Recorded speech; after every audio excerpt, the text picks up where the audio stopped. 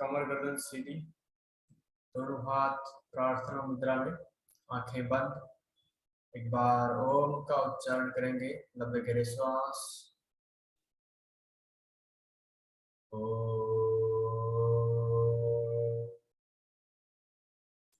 दोनों हथेलियों का आपस में घर्षण करें। हल्के से हथेलियों को चेहरे पर रखते हुए आंखें खोलें। हरिओम तस्यत, हरिओम तस्यत, नमस्कारम। हम यीन साइड कंप्लीट कर चुके हैं। अब हम यांग साइड पढ़ेंगे। यांग साइड में हमारे कौन कौन से इंपॉर्टेंट ऑर्गन्स होते हैं एंड कौन कौन से बॉडी पार्ट्स होते हैं। तो सर्वप्रथम हम देखेंगे occipital lobe of the head, यानी कि पीछे की तरफ के सिर का हिस्सा, पश्चिम मस्तिष्क। ये यहाँ पे देख रहे हैं ना, सिर के पीछे का भाग, सिर के पीछे का भाग। इसमें हमें ये देखना है कि स्पाइन में कौन कौन से वर्टिब्रा को, जो वर्टिब्रा कॉलम होता है, उसके ग्रुप को हम क्या क्या नाम देंगे। तो आप सभी मेडिकल के स्टूडेंट हैं तो आपको पता है, फिर भी जो नॉन मेडिकल है उनके लिए बता दूं मैं। तो ऑक्सीपिटल बोन से नीचे की तरफ 7 वर्टिब्रा होते हैं गर्दन के। इनको हम समूह में एक साथ मिला के सर्वाइकल स्पाइन या सर्वाइकल वर्टिब्रा इसको हम बोलते हैं। इसके बाद में ये 7 कंप्लीट होने के बाद में यहाँ से लेके यहाँ तक, यानी कि 12 वर्टिब्रा, ठीक है। यहाँ से T1 से यहाँ T12 तक, या फिर इसको D1 से D12 तक भी कहते हैं, डोर्सल पार्ट भी कहते हैं और थोरेसिक स्पाइन भी इसको हम बोलते हैं। तो ये 12 जो जोड़ी है, 12 वर्टिब्रा जो है, ये वर्टिब्रा हम इसको थोरेसिक स्पाइन कहेंगे।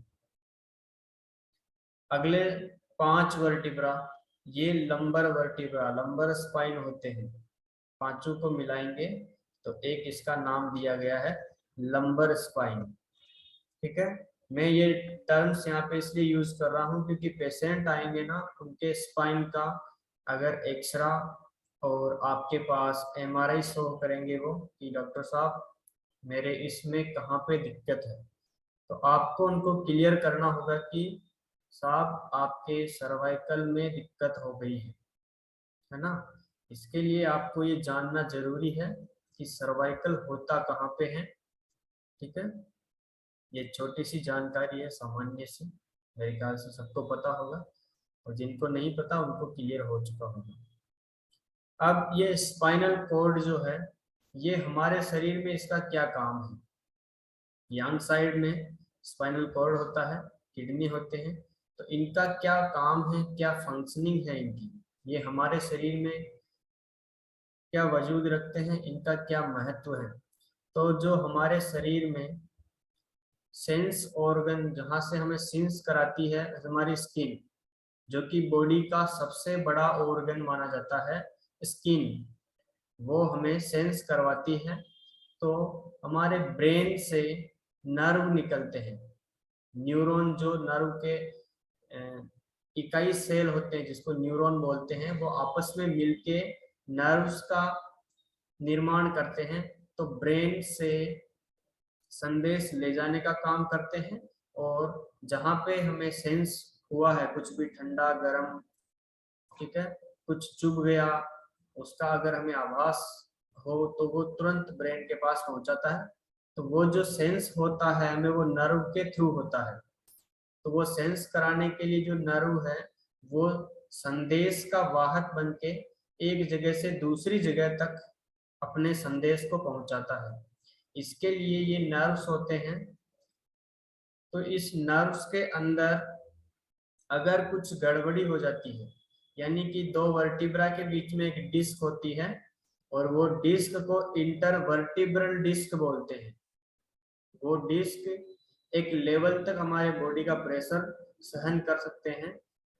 जब हमें आगे झुक के कुछ वजन उठाने में, या फिर कहीं एक्सीडेंटल केस में जब हम गिर जाते हैं, तो बॉडी पे जो जर्क लगता है, जो झटका आता है, उसकी वजह से वो डिस्क कंप्रेस हो जाती है और उसका जो वाटर होता है वो थोड़ा सा बाहर निकल जाता है।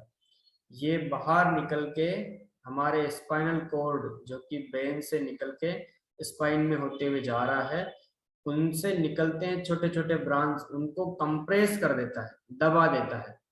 तो जिस वर्टिब्रा के डिस्क, दो वर्टिब्रा के बीच के डिस्क होते हैं, तो दोनों वर्टिब्रा के बीच में से जो जो किसी नर्व कंप्रेस होगी उसके एरिया में हमें प्रॉब्लम होगी।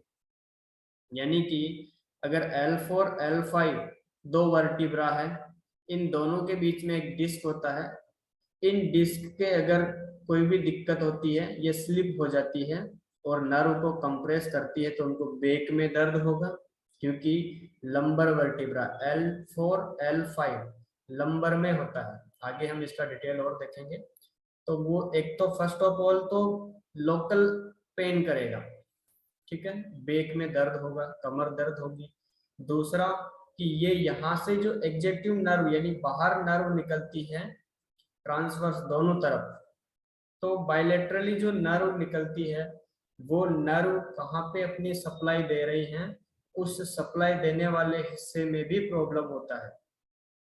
तो हमें दोनों ही चीज को अच्छे से बारीकी से आगे हम देखेंगे कि किस जगह पे हमारे कौन से सप्लाई करते हैं हमारे वर्टेब्रा के नर्व, उसका क्या नाम है। ठीक है, ये साधारण सी जानकारी थी। अब इसके बाद हम नीचे थोड़ा सा इसके बारे में समझ लेते हैं। ये दोनों पेल्विक बोन है, ठीक है, और ये हमारे जो 5 वर्टिब्रा फिर होते हैं, ये आपस में मिले हुए होते हैं, इसलिए इसको कभी कभी एक ही बोन भी समझा जाता है, लेकिन ये 5 होते हैं, इनको भी एस नाम दिया जाता है। जैसे एल होता है लंबर स्पाइन, वैसे ही एस नाम देते हैं, ये सेक्रल स्पाइन होती है। लास्ट के अंदर होती है टेल बोन, कोक्सिस टेल बोन, जिसको हम अस्थिपुच्छ बोलते हैं, ठीक है। तो ये टेल बोन हमारे इन वर्टिब्राओं के सबसे लास्ट का हिस्सा होता है। दो आप यहाँ पे साइड में स्ट्रक्चर देख रहे होंगे, ये किडनी होता है। किडनी हमारे बैक में लंबर स्पाइन के 2-3 वर्टिब्रा के साइड में होता है। ये थोड़ा सा इसका ऊपर की तरफ दर्शाया इन्होंने, ठीक है। तो अब ये थोड़ा सा लंबर स्पाइन के यहाँ पे होता है, 2-3 लंबर वर्टिब्रा के यहाँ। ओके, ये स्पाइन का था। अब हम इसको आगे समझेंगे। अब आप क्लियरली यहाँ पे देख सकते हैं कि स्पाइन हमारे नंबरिंग के हिसाब से कैसे होते हैं। इसमें आप ये देख रहे होंगे, सुपीरियर ऊपर की तरफ, इंफीरियर नीचे है, ठीक है। और अगर हम इसको देखेंगे तो ये एंटीरियर पार्ट आगे की तरफ ये दिख रहे हैं आपको, छोटी स्पाइन में दे रखा है एंटीरियर फ्रंट सामने का हिस्सा, और पोस्टेरियर यानी कि पीछे का हिस्सा, हमारे पीठ, जो हमें पीठ में जो हाथ लगाने पे ऐसे उभार दिखते हैं, वो उभार ट्रांसवर्स प्रोसेस होते हैं पीछे की तरफ, ये, ठीक है, फेसेट जॉइंट बोलते हैं। तो ये उभार हमें नजर आते हैं, ये यहाँ पे डिस्क नहीं होता है, ये केवल बोन होते हैं। आप एक वर्टिब्रा के आराम से इसको आप देख सकते हैं, एक बड़ा रूप दिया गया है वर्टिब्रा का, है ना। तो ये जो हिस्सा है ना लास्ट वाला पोस्टेरियर, ये हमें वहां पे टच होता है, ये हमें फील होता है।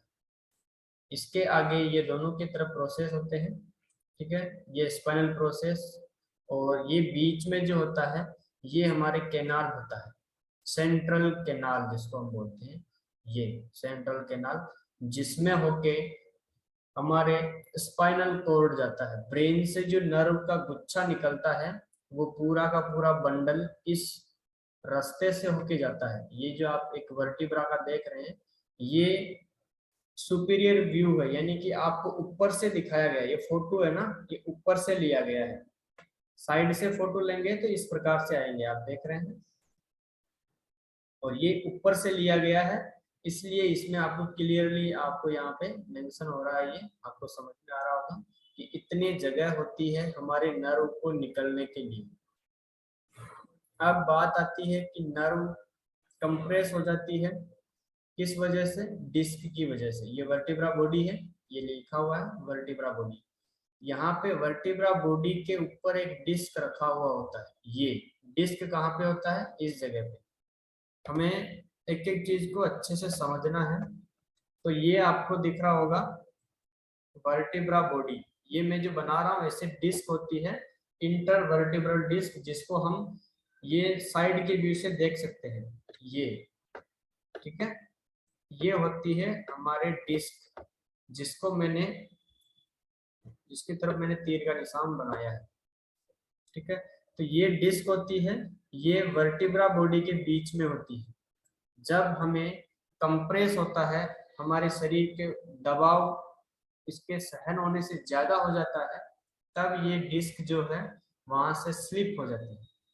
स्लिप 90% केस के अंदर स्पाइनल कॉर्ड की तरफ होती है। ये देख रहे हैं, ये जो आपको प्रोसेस दिख रहा है यहाँ पे, ये पूरा प्रोसेस, ये स्पाइनल कॉर्ड को निकलने के लिए रास्ता होता है हमारे पैरों तक, नर्व एंडिंग जहाँ पे होता है, उसके लिए स्पाइनल कॉर्ड हमारे लंबर के vertebra 2 number vertebra, lumbar vertebra के दूसरे नंबर की हड्डी तक जाता है। वहां से फिर ये साइटिका नर्व में कन्वर्ट होके बटक से होते हुए हमारे पैरों को सप्लाई देता है। तो ये जब डिस्क यहाँ से स्लिप होती है तो इस जगह को ये कवर कर लेती है, तो ये जो है ये कैनाल को छोटा कर देगी, नेरो कर देगी। तो एमआरआई देखेंगे आप तो उसमें दिखेगा सेंट्रल कैनाल नेरोइंग या स्टेनोसिस, ये वर्ड लिखा हुआ आएगा। ठीक है, तो वो उस वर्ड का मतलब है कि यहाँ से डिस्क स्लिप होके ये नर्व के जाने के रास्ते को छोटा कर दिया है। जब छोटा करेगा तो वो नेरो हो जाएगा, और जिस भाग के नर्व नेरो हुआ है, छोटा हुआ है या दब गया है, उस जगह के हिसाब से या उस वर्टिब्रा कॉलम के हिसाब से हमारे बॉडी के अंदर कॉन्ट्रा इंडिकेट यानी कि परेशानियां आती है। ठीक है, अब हम बात करेंगे कि कौन से हिस्से से क्या क्या परेशानियां हो सकती है। ठीक है, अगले स्लाइड में देखेंगे। इसमें आपको ये लास्ट में कॉक्सिस दिख रहा होगा, ये आपको लास्ट में ये सैक्रम है। ठीक है, और एक एक वर्टिब्रा के ऊपर आपको नंबरिंग शो हो रहा है, 1 2 3 4 5 6 7 सर्वाइकल। ओके, एंड ये 1 2 3 ऐसे करके आपको 12 दिखेगा। ये थोरेसिक या डोर्सल इसको बोलते हैं, डी से भी इसको दर्शाया जाता है। और L 1 2 3 4 5 ये नंबर हो गया। और इसी प्रकार से ये भी 5 हड्डियां होती है, लेकिन इसको एक ही माना जाता है। ठीक है, कहने में एक भी इसको बोल सकते हैं, तो इसको भी हम अगर कहेंगे तो भी 5 होती है, तो इसको सैक्रम बोलते हैं। ओके, अब हम थोड़ा सा आगे की स्लाइड में समझेंगे कि कौन से वर्टिब्रा में दिक्कत होने से हमें किस जगह पे उसका इफेक्ट जाएगा। तो इस चित्र के माध्यम से आप समझ सकते हैं कि आपको किस हिस्से में दर्द आ रहा है और आपको किस वर्टिब्रा में दिक्कत हो सकती है। अगर एमआरआई नहीं भी है फिर भी आप एक अंदाजा लगा सकते हैं, इसको आप गेस कर सकते हैं कि मेरे इस हिस्से में दर्द या प्रॉब्लम है, कहीं मुझे सर्वाइकल, थोरेसिक या लंबर वर्टिब्रा से तो प्रॉब्लम नहीं हो रही। यानी कि मान लीजिए आपके कान में दर्द है, ठीक है, या फिर आपके यहाँ कान से होते हुए दांतों तक एक नर्व आती है, ट्राइजेमिनल न्यूरल्जिया। ये 12 क्रेनियल नर्व में से एक नर्व है। ठीक है, तो ये नर्व जैसे कि मान लीजिए सर्वाइकल के रीजन से निकल रही है। यहाँ पे आप जैसे कि ज्यादा पिलो यूज करते हैं, आजकल जो जनरेशन ज्यादा मोबाइल यूज करते हैं आगे की तरफ गर्दन झुका के, तो जैसे ही हम गर्दन आगे झुकाएंगे तो कंप्रेशन आएगा और वहां पे हमारे नर्व धीरे धीरे ब्लॉक होने लगेगा। उसकी वजह से कभी कभी कान में दर्द आ सकता है, कान में आवाजें आना, आंख से कम दिखना। ठीक है, या फिर हमें दांतों तक इसका झुंझुनाहट या दर्द महसूस होता है, जिसको हम बीमारी को बोलते हैं ट्राइजेमिनल न्यूरल्जिया। ठीक है, वो हमें प्रॉब्लम कभी कभी हो जाता है। तो ये सर्वाइकल की वजह से भी होता है, ये हमें जानकारी होगी तो हम यहाँ पे ट्रीटमेंट देने के साथ साथ हम सर्वाइकल का भी ट्रीटमेंट करेंगे। ये हमें पढ़ने का एक कारण ये भी है कि बीमारी को हम दो जगह से, यानी कि एक तो आपके जहाँ पे मैनिफेस्ट हो रहा है और एक जहाँ से रूट कॉज है, जहाँ से बीमारी बनी है। ठीक है, तो हमने अभी तक जो पढ़ा था वो फ्रंट ऑफ दी बॉडी यानी कि इन साइड, उसमें ऐसा पढ़ा था कि जहाँ पे दिक्कत है वहां पे आप ट्रीटमेंट दीजिए, उसके कॉरस्पॉन्डेंस पे आप ट्रीटमेंट दीजिए। लेकिन स्पाइन के माध्यम से हम देख रहे हैं, क्योंकि ये पिक्चर, ये स्लाइड आपको क्लियर करवा रहा है कि कौन कौन से वर्टिब्रा से कौन कौन से अंग को सप्लाई जाता है। तो सर्वाइकल 1 देखेंगे आप और 2, इन दोनों के बीच से जो नर्व निकलता है ये हमारे आंख कान नाक यानी कि फेस के रीजन में भी हमें, या सैलाइवरी ग्लैंड जो होती है लार सिक्रेट करती है, उसको भी ये सप्लाई देता है। अब C2 3 4 5 इस तरह से जो आप देखेंगे तो ये हार्ट को प्रोटेक्ट करता है या हार्ट को मैसेज देता है या हार्ट तक अपने नर्व सप्लाई पहुंचाता है। आगे देखेंगे हम थोरेसिक 1 से 4 तक ये लंग्स ट्रेकिया, क्योंकि आप देखेंगे पीछे के हिस्से में थोरेसिक चल रहा है और सामने की तरफ लंग्स है, तो कहीं ना कहीं ये लंग्स को भी अपने सप्लाई पहुंचाता है उसके कार्य करने के लिए, उसके फंक्शनिंग प्रॉपर रहे इसके लिए ये वहां पे अपने नर्व एंडिंग वहां तक पहुंचाता है। यानी कि आपको खांसी हो रही हो या लंग्स में यानी कि श्वास नहीं लिया जा रहा हो तो आपके ब्रेन तक मैसेज कैसे पहुंचे, तो ये भी आपके स्पाइन से जुड़ा हुआ है। यानी कि एक एक ऑर्गन, एक एक इंटरनली ऑर्गन कहिए या फिर आपके एक्सट्रीमिटीज यानी कि हाथ और पैर, वो हमारे नर्व से जुड़े हुए हैं। ठीक है, तो आपके थोरेसिक 1 से लेके थोरेसिक 4 तक के ये जो नर्व निकलती है साइड से, जिसको हम एग्जेक्टिव नर्व कहते हैं, बाहर निकलती हुई नर्व, वो सप्लाई पहुंचाती है लंग्स तक या वो लंग्स से रिलेटेड है, उसका संबंध फेफड़ों से है। अगले देखेंगे हम तो ये 5 6 7 8 यहाँ से लीवर को पहुंचता है, स्टोमक को पहुंचता है, साथ ही साथ आपके ग्लैंड्स जो होती है इंटरनली, ये अपना एड्रिनल ग्लैंड है ना, पेनक्रियाज है, किडनी है, तो ये ऑर्गन हमारे पेट में होते हैं। और ये वर्टिब्रा कहाँ पे होता है, जो पेट है उसके जस्ट पीछे। तो इसको याद रखने के लिए रटना नहीं है आपको, यानी कि चेस्ट के पीछे के हिस्से में कौन से वर्टिब्रा आ रहा है, अगर वहां किसी को प्रॉब्लम है तो उसका इफेक्ट लंग्स पे आ सकता है। अगर हमारे लंग्स में प्रॉब्लम है तो एक बार चेक कर लीजिए कहीं पीछे से तो नहीं हो रहा है, तो दोनों साइड से आपको चेक करना है और दोनों जगह पे इलाज देना है, तब जाके इलाज जल्दी से होगा, पेशेंट जल्दी रिकवरी करेगा। ओके, आगे हम देखेंगे 3 9 10 इस तरह से 12 तक ये होता है small intestine, large intestine, small intestine और कोलोन में। ये मैंने उदाहरण देखे हुए हैं, बाकी भी देखा हुआ है, मैं एक एक को आपको बताऊंगा तो आपको थोड़ा और इंटरेस्टिंग लगेगा और मजा आएगा। इसके नीचे जो होता है ये ग्रोइंग रीजन के लिए या पैरों की तरफ जाता है, यानी कि यहाँ से आप देख रहे होंगे जो जो कलर आपको इस वर्टिब्रल बॉडी में दिख रहा है वो आप इस बॉडी में देख सकते हैं, उसका इफेक्ट कौन सी जगह पे जा रहा है, कलर के माध्यम से भी आप समझ सकते हैं, है ना। तो जहाँ पे डार्क ब्लू है, लाइट ब्लू है, या फिर जहाँ के इसमें येलोइश कुछ पार्ट बना हुआ है बॉडी में, उसमें वर्टिब्रा में कौन सा पार्ट बना हुआ है, उसी के हिसाब से उस एरिया में पेन होगा या समस्या पैदा होगी। ठीक है, ये आप इस पिक्चर को देख के अच्छे से क्लियर कर सकते हैं। अब हम बात करते हैं, कुछ एग्जाम्पल लेके इसको समझने का प्रयास करते हैं ना। स्पाइन में मान लीजिए आपके T5 से T8 तक कोई समस्या है, वो आपको शो नहीं हो रहा है। ठीक है, पेशेंट हमारे पास आए, डॉक्टर साहब मुझे बहुत गैस बनती है, बहुत गैस बनती है, बहुत, मेरा डाइजेशन है ना बहुत वीक है, मैं कुछ भी खाता हूँ पचता नहीं है मेरा। अच्छा, आपका पचता नहीं है, एक बार जरा स्टोमक को चेक करिए, स्टोमक में गड़बड़ी है। ओके, आपने सही पकड़ा। पर एक बार आप ये भी सोच लीजिए कि स्टोमक किससे रिलेटेड है। स्टोमक को जो अपने नर्व भेजता है सेंस के लिए, यानी कि हम खाना खा लिए हैं, हमारा पेट भर चुका है, ब्रेन को मैसेज कौन देगा? स्टोमक के नर्व एंडिंग, ठीक है ना। तो हर एक जगह पे हमारे संदेश पहुंचाने के लिए नर्व है, तो वो नर्व अगर वहां तक है तो उसको एनर्जी भी देता है, उसको काम करने के लिए भी प्रेरित करता है, हर चीज से उसको मदद करता है। अगर उस नर्व एंडिंग जहां से वो नर्व निकल रहा है स्पाइनल कोड से, एग्जेक्टिव नर्व रूट, वहां पे अगर कुछ ऑब्स्ट्रक्शंस हो गया, वहां पे नर्व कंप्रेस हो गया, कुछ भी आप और चीज मान लीजिए, नर्व को प्रॉब्लम हुआ, कंप्रेस हुआ, तो उस ऑर्गन पे इफेक्ट आएगा ही आएगा।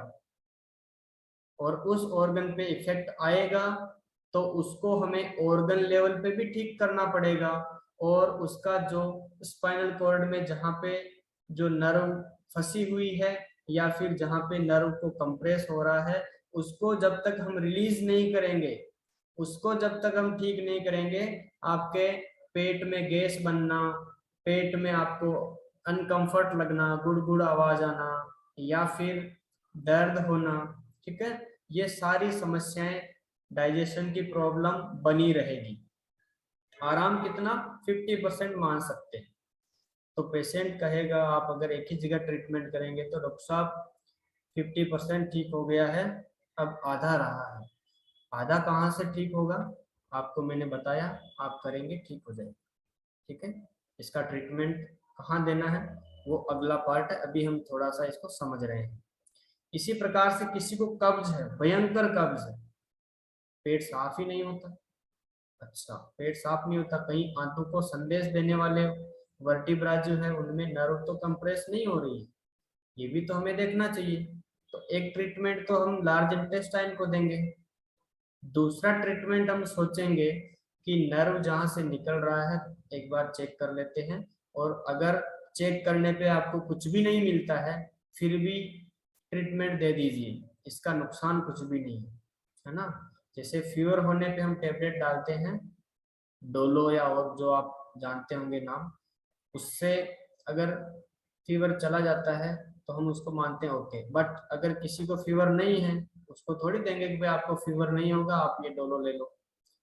ये ट्रीटमेंट ऐसा है, जिसको प्रॉब्लम है वो करके ठीक हो सकते हैं, जिनको प्रॉब्लम नहीं है वो डेली अपने अगर स्ट्रॉन्ग करना चाहता है डाइजेस्टिव सिस्टम को, तो थोरेसिक रीजन में इस जगह पे प्रेशर करके, कपिंग करके या और माध्यम से इस नर्व को फ्री करके, या योगा करके, योग करने से स्पाइन ट्विस्ट करते हैं, नर्व फ्री हो जाती है, तो योगा करने से हम हमेशा के लिए हेल्दी रहते हैं, ये कहते हैं ना। तो साइंटिफिकली ये प्रूवन है, हेल्दी क्यों रहते हैं?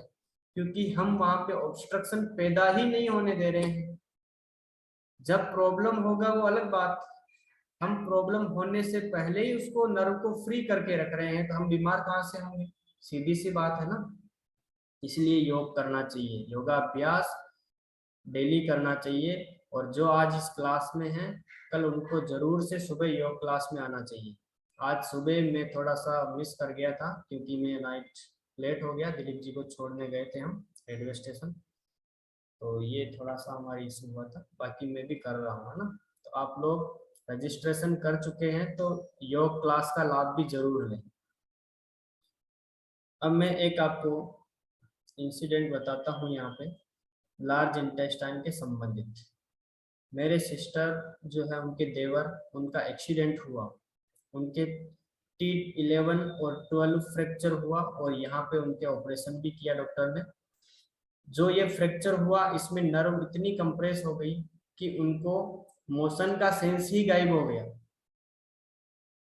मोशन का सेंस क्यों गायब हुआ? क्योंकि नर्व यहाँ से संदेश भेजना बंद कर दिए, उनको फ्लश जाना है नहीं जाना मालूम ही नहीं, क्योंकि वहां पे जा नहीं रहा। ऑर्गन के तो कहेंगे तब काम करेगा ना भाई। आप अगर आपको फ्लश जाना है, ठीक है, और बाथरूम मान लीजिए 1 किलोमीटर दूर है, ओके, आप घर से दूर है, आप उसको होल्ड कर सकते हैं क्योंकि आपके वहां तक नर्व जो फ्लो है वो प्रॉपर है। अगर नर्व फ्लो नहीं है तो आप उसको होल्ड नहीं कर पाएंगे, ठीक है। तो ये होता है हमारे नर्व का वर्क होता है हर एक ऑर्गन के प्रति, उसके काम को, उसको ऑर्डर भी देता है, काम भी लेता है और उसको प्रोटेक्ट भी करता है, उसकी सहयोग भी करता है। तो जब उनकी ये फ्रैक्चर हुआ, ऑपरेशन भी हो गया, डॉक्टर ने ठीक भी कर दिए यहाँ से अंदर से, बट कहीं ना कहीं वो जो नर्व डैमेज हो गई, उनको लगभग 1 साल से ज्यादा होने में है, वो आज भी बेड पे हैं और ये उनके काम नहीं कर रहा है लार्ज इंटेस्टाइन। अब धीरे धीरे वर्क कर रहा है, काफी ट्रीटमेंट किए हैं, धीरे धीरे कोशिश कर रहे हैं सब, पर जो एक बार ये डैमेज हो चुका है, एक्सीडेंटल केस है, इसलिए इसमें पूरा नर्व डैमेज हो गया, इसलिए रिकवरी नहीं हो पा रहा है।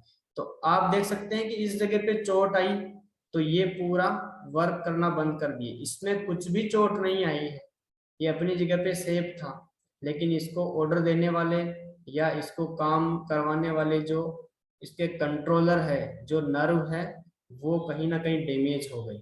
यानी कि अगर क्लास में टीचर ना हो, टीचर कहीं चले जाएं, तो बच्चों को कोई काम नहीं रहेगा, वो बिल्कुल फ्री हो जाएंगे, ठीक है, वो जो उनको पढ़ाई करना है वो उससे भटक जाएंगे। तो इनको भी जैसे कि कोई काम देने वाले हैं, वो नर्व अगर डैमेज हो गए हैं तो कहीं ना कहीं ये अपने काम से विचलित होंगे और उससे हमें डिजीज यानी कि बीमारी महसूस होगी। तो अगर यहाँ पे कम कंप्रेशन है थोड़ा बहुत, तो धीरे धीरे उनको कॉन्स्टिपेशन होने लगेगा। कॉन्स्टिपेशन है, हमें लार्ज इंटेस्टाइन पे ट्रीटमेंट देना चाहिए, पानी ज्यादा पीने के लिए बोलना चाहिए, गर्म पानी का सेवन करिए, खाना चबा चबा के खाइए, और साथ में 9, 10, 11, 12 ये 4 वर्टिब्रा जहाँ पे हाथ में हम लोकेट करेंगे उस पे आप चने के दाने लगा दीजिए, आपका रिजल्ट फास्ट हो जाएगा, जल्दी से रिकवरी करेगा पेशेंट। ठीक है, मेरे ख्याल से मैंने जो बताया उससे आप सहमत होंगे और समझ में भी आया होगा। अब हम इसकी प्लॉटिंग कर लेते हैं। तो अब हम बात करेंगे स्पाइन, हम किस प्रकार से प्लॉटिंग करें अपने हाथ की हथेली पे। यांग साइड है हमारी बॉडी में स्पाइन, यांग साइड के ऑर्गन्स हैं, तो हम यहाँ पे भी यांग साइड में उसको प्लॉट करेंगे। थंब इज हेड, ये रूल के अकॉर्डिंग हम देखेंगे कि हमारे ब्रेन जो है वो अंगूठे के अपर जॉइंट से ऊपर होगा, और जो फर्स्ट जॉइंट है उस फर्स्ट जॉइंट में ऑक्सीपिटल लोब, या इसमें हम कहें एटलस एक्सिस, जो हमारे फर्स्ट वर्टिब्रा होती है, सर्वाइकल फर्स्ट वर्टिब्रा, वो वहां पे होंगी। यहाँ से हम लोकेट करेंगे, यानी कि फर्स्ट लाइन जो है अंगूठे के जॉइंट की, इससे सेकेंड लाइन यहाँ तक सर्वाइकल 7 तक वर्टिब्रा होता है। अब आप इसको 7 बराबर भागों में बांट दीजिए, और जो बराबर भागों में आप बांटेंगे उस एक एक भाग से आप एक एक वर्टिब्रा का इलाज कर सकते हैं। ठीक है, तो आगे चलते हैं। सर्वाइकल के बाद थोरेसिक पढ़ा हमने, जिसको डोर्सल भी बोलते हैं। तो अंगूठे के जो सेकेंड जॉइंट है, यहाँ से कलाई के जोड़ तक, अंगूठे कलाई से जुड़ा हुआ है, वहां तक थोरेसिक के 7 वर्टिब्रा है, थोरेसिक 7 वर्टिब्रा। ओके, यानी कि T1 से T7। अब T1 से T7 की कोई समस्या है तो वो आप 7 बराबर भागों में इसको डिवाइड करिए और इलाज करिए। ठीक है, अब हम आगे देखेंगे, क्योंकि हम यहाँ से थंब को उठा के ऊपर की तरफ शिफ्ट किए थे, तो यहाँ से हम स्पाइन को भी 2 भागों में डिवाइड कर दिए। अब वापस कलाई से 8, 9, 10 और इस प्रकार से 12 तक, थोरेसिक 12 तक आएगा, और उसके बाद होगा लंबर 1, 2, 3, 4, 5, यानी कि कमर के 5 वर्टिब्रा। ये वर्टिब्रा जो हमारे मेटाकार्पल बोन है, यानी कि मिडिल फिंगर के मेटाकार्पल बोन, जो हथेली के पीछे के जो ये बोन होते हैं, और ये रिंग फिंगर की मेटाकार्पल, ये लंबी हड्डी होती है, इन दोनों के बीच में होगा स्पाइन जो है, दोनों के बीच में जो खाली जगह है उस जगह में होगा। ठीक है, और लास्ट आप देखेंगे तो ये सैक्रम रीजन, कॉक्सिस लास्ट ही लास्ट, यानी इसमें आपको अस्थि पुंज कॉक्सिस या टेल बोन में दिक्कत है तो लास्ट ही लास्ट में आप इसका इलाज देंगे। ठीक है, तो ये स्पाइन हमने प्लॉटिंग किया है। अब आप देखेंगे कि दोनों तरफ किडनी है ना, तो इस किडनी को भी लोकेट किया है, ये हमारे स्पाइन के साइड में ही होता है। अब हम बात करेंगे इसके ट्रीटमेंट में हमें क्या यूज करना है। तो जो थंब वाले वर्टिब्रा होते हैं उनमें हम मेथी के दाने, अधिकतर मेथी के दाने यूज करते हैं, और जो हथेली के पीछे ही जो वर्टिब्रा जो हम यूज इसमें ट्रीटमेंट यूज करते हैं, जो वो हम लेते हैं चने के दाने या मटर के दाने, क्योंकि यहाँ पे थोड़ा डीप होता है और हमारे मेथी के दाने से इतना प्रेशर वहाँ पे नहीं बन पाएगा, पॉइंट स्टिमुलेट नहीं हो पाएगा, इसलिए यहाँ पे हम चना या फिर मटर के दाने का प्रयोग करते हैं। और रही बात किडनी की, तो किडनी के लिए अगर आप राजमा लेंगे तो फिर सोने पे सुहागा होगा। अगर राजमा आपके पास अवेलेबल नहीं है तो आप यहाँ पे मटर या फिर चने भी लगा सकते हैं। ठीक है, हमारे पास 3 मिनट हैं, उसमें हम थोड़ा सा इसको और देख लेते हैं, अगले क्लास स्टार्ट करेंगे फिर। मान लीजिए किसी को यूरिन से संबंधित प्रॉब्लम है, any type of urination disease, यानी कि यूरिन में कोई दिक्कत हो गई, बर्निंग हो गई, या फिर फिल्टर सही से नहीं हो पा रहा है।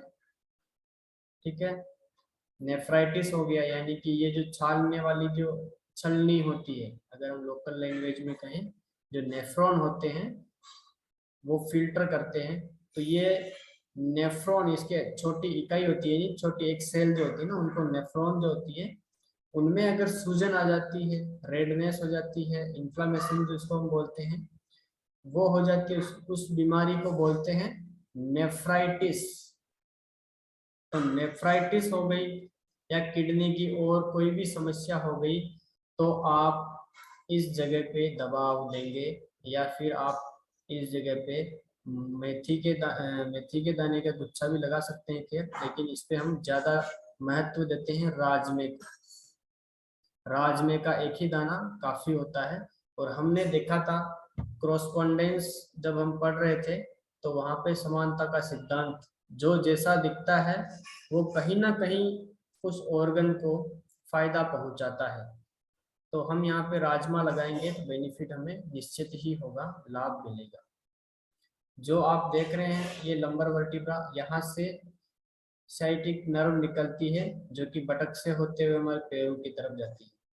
ये साइटिका नर्व, आजकल ये समस्या कॉमन हो चुका है, तो अगर हम पैरों की मैनिफेस्ट हो रहा है समस्या, यहाँ पे झुनझुनी दर्द लग रहा है हमारे पैरों के अंदर, तो हम पैर के यहाँ पे दबाव भी देंगे, साथ ही साथ मेथी दाने लगाएंगे।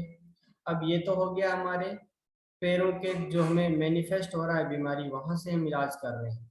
अब हमें कंट्रोल रूम पे भी जाना पड़ेगा, जहाँ से बीमारी के रूट कॉज है, जहाँ से जो समस्या क्रिएट हुई है, बनी है हमारी समस्या, उस जगह पे भी हम जाएंगे, और वो होगा हमारा लंबर रीजन।